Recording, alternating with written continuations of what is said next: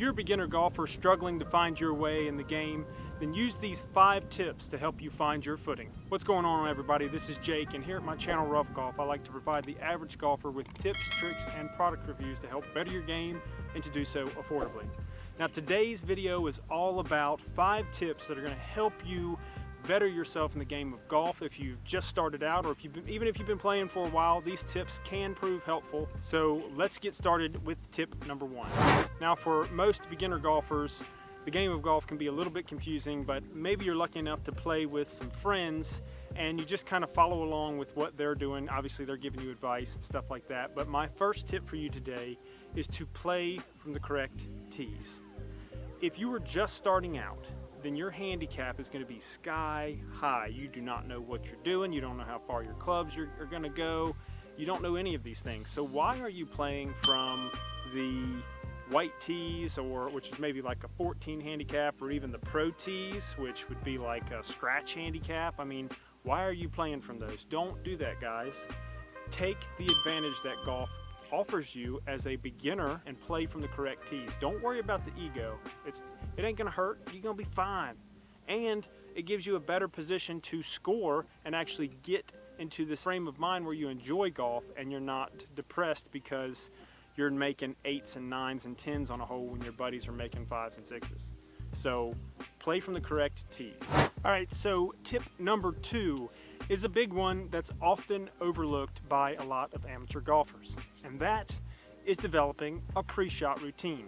Now, I've talked about this before, and a pre-shot routine can mean a host of different things for every different golfer of every different playing ability. The important part is that you develop your own pre-shot routine. Is it taking a couple practice swings? Is it doing a little bit of a stretch? Is it fixing your eyebrows in the rearview mirror of the golf cart? I don't know. Whatever it is, you got to develop this routine because it puts your mind in a state that says, hey, I'm here to play golf, I'm going to make a good shot, and I'm going to shoot low scores today. And that's what we're trying to do here.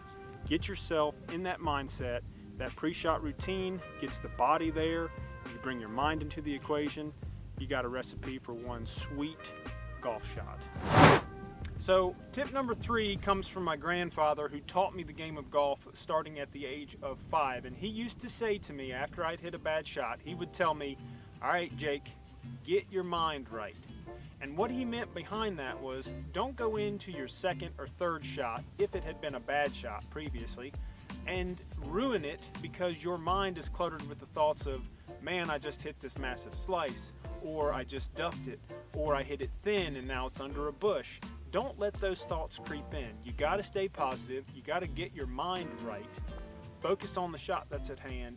Make the proper club selection, and your game is going to improve. And every time he would say that, and I would stop and slow down, my game got better. Because golf is as much a mental game as it is a physical game. So make sure you get your mind right. All right, so everybody, when they start out in the game of golf, tends to want to just work on their long game. And that is a recipe for disaster, simply because a long game doesn't really help you that much in golf because it's not your scoring game. Your scoring game or scoring clubs are your short clubs, such as your wedges and your putter. In and around the green is the dividing line between the amateur golfer, the scratch golfers, and the professionals. Professionals are masters at wedge play and putting. Scratch golfers and amateur golfers don't have that skill set, simply because it is one of the most difficult parts of the game of golf, and it requires quite a bit of talent. But as a beginner golfer, you need to be working on your short game. So tip number 4 is practice chipping into the green at 25-yard intervals. Starting at 125 yards, work your way down to 25 yard, all the way to 5-yard chips. And I know that's not a 25-yard interval, but in and around the green, those small chips will help you, because as a beginner golfer, you're likely missing the greens in regulation. Guys, if you're enjoying this video, then make sure that you smash that like button. It really helps out the channel. Subscribe if you haven't already. I really appreciate it. Let's continue with the video.